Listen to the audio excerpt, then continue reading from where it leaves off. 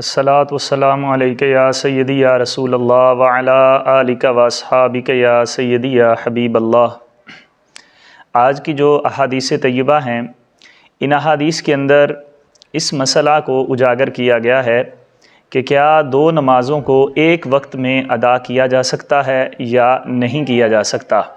تو اس بارے میں امام ترمذی رحمۃ اللہ تعالیٰ علیہ دو احادیث نقل کرتے ہیں، اور یہ دونوں احادیث ہی حضرت عبداللہ بن عباس رضی اللہ تعالیٰ عنہما سے روایت ہیں۔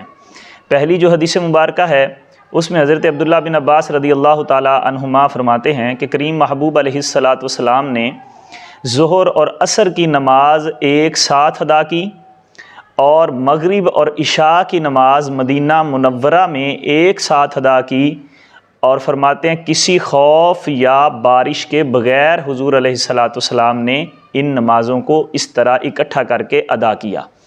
راوی کا بیان ہے، وہ فرماتے ہیں کہ حضرت عبداللہ بن عباس رضی اللہ تعالی عنہما سے پوچھا گیا کہ اس میں حضور علیہ الصلاۃ کا مقصد کیا تھا، یعنی یہ عمل کرنے میں حضور کا مقصد کیا تھا۔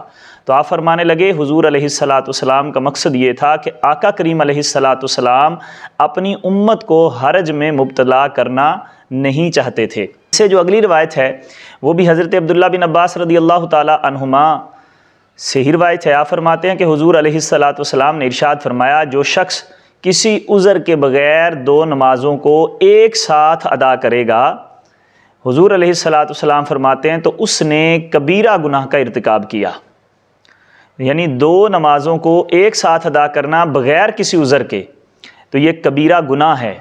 امام ترمذی رحمۃ اللہ تعالی علیہ دوسری حدیث ذکر کرنے کے بعد خود فرماتے ہیں کہ اہل علم کے نزدیک اس حدیث پر عمل کیا جائے گا، یعنی عذر کے بغیر کوئی بندہ بھی نماز کو جمع نہیں کر سکتا۔ امام اعظم رحمۃ اللہ تعالی علیہ کے نزدیک کیا دو نمازوں کو ایک وقت میں ادا کیا جا سکتا ہے کسی عذر کی وجہ سے یا نہیں کیا جا سکتا؟ تو امام اعظم ابو حنیفہ رحمۃ اللہ تعالی علیہ کا موقف یہ ہے کہ سوائے مزدلفہ کے اور عرفات کے، یعنی عرفات میں ظہر اور عصر کو جمع کیا جاتا ہے، اور مزدلفہ میں پھر مغرب اور عشاء کو اکٹھا کر کے عشاء کی نماز کے وقت میں ادا کیا جاتا ہے۔ ان مواقع کے علاوہ کبھی بھی نماز کو جمع کر کے ادا نہیں کیا جا سکتا۔ جمع کی دو صورتیں ہیں، ایک ہے جمع سوری اور ایک ہے جمع حقیقی۔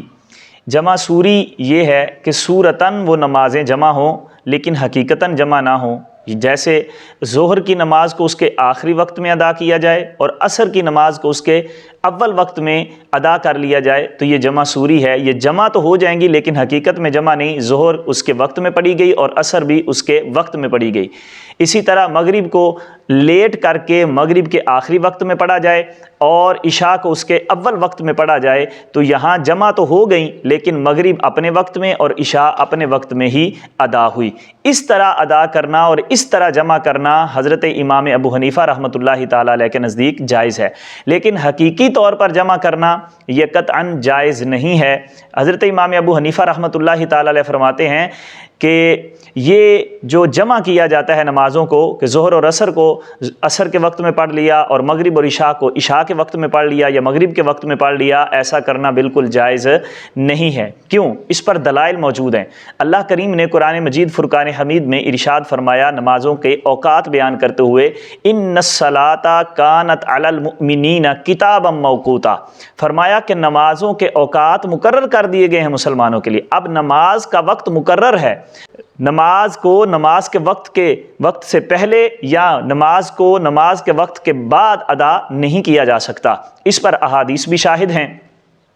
احناف کی دلیل میں جو پہلی دلیل ہے وہ مصنف ابن ابی شیبہ کی روایت ہے، حضرت عبداللہ بن مسعود رضی اللہ تعالی عنہ سے مروی ہے۔ آپ فرماتے ہیں کہ کریم محبوب علیہ الصلاۃ نے ارشاد فرمایا، جس نے ایک وقت میں دو نمازوں کو جمع کیا، یہ وہی روایت جو امام ترمذی لائے ہیں حضرت عبداللہ بن عباس سے، انہی الفاظ کے ساتھ یہ بھی روایت ہے حضرت عبداللہ بن مسعود رضی اللہ تعالی عنہ سے۔ آپ فرماتے ہیں کریم محبوب علیہ الصلاۃ نے فرمایا، جس شخص نے ایک وقت میں دو نمازوں کو جمع کیا اس نے کبیرہ گناہوں میں سے ایک گناہ کر لیا، یعنی یہ کبیرہ گناہ ہے۔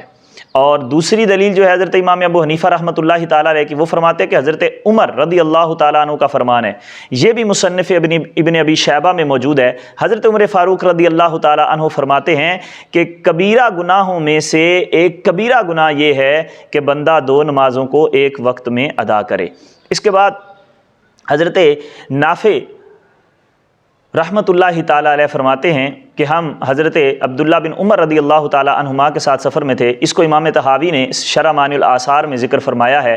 فرماتے ہیں کہ ہم سفر میں تھے تو حضرت ابن عمر رضی اللہ تعالیٰ عنہ دوڑتے گئے، ایک عورت نے چیخ ماری، آپ نے اس کی طرف بھی توجہ نہیں کی، پھر ایک بندے نے نماز کے لیے بلایا تو حضرت عبداللہ بن عمر نے رضی اللہ تعالیٰ عنہما نے اس کی طرف بھی توجہ نہیں کی، آپ گھوڑے کو تیز تیز چلاتے رہے یہاں تک کہ مغرب کا آخری وقت آیا تو آپ نے گھوڑے کو کھڑا کیا اور مغرب کی نماز کو ادا کیا۔ جب شفق غائب ہو گیا تو آپ نے ساتھ ہی عشاء کی نماز کو ادا کیا، یعنی مغرب کو اس کے آخری وقت میں اور عشاء کو اس کے اول وقت میں ادا کیا۔ اور پھر فرمانے لگے کہ جب نبی پاک علیہ السلام کو کسی سفر میں جلدی ہوتی تو حضور علیہ السلام اس طرح کیا کرتے تھے، لہٰذا یہ عمل میرا نہیں بلکہ حضور علیہ السلام کا عمل ہے۔ تو یہ ہے جمع سوری، سورتاً تو جمع ہو گئی 2 نمازیں لیکن دونوں اپنے وقت میں ہی ادا ہوئیں۔ اور اس کے بعد حضرت علی المرتضیٰ شیر خدا رضی اللہ تعالی عنہ سے بھی ایسی ہی روایت موجود ہے، اور ان دونوں روایتوں کو امام سرخسی نے مبسوط میں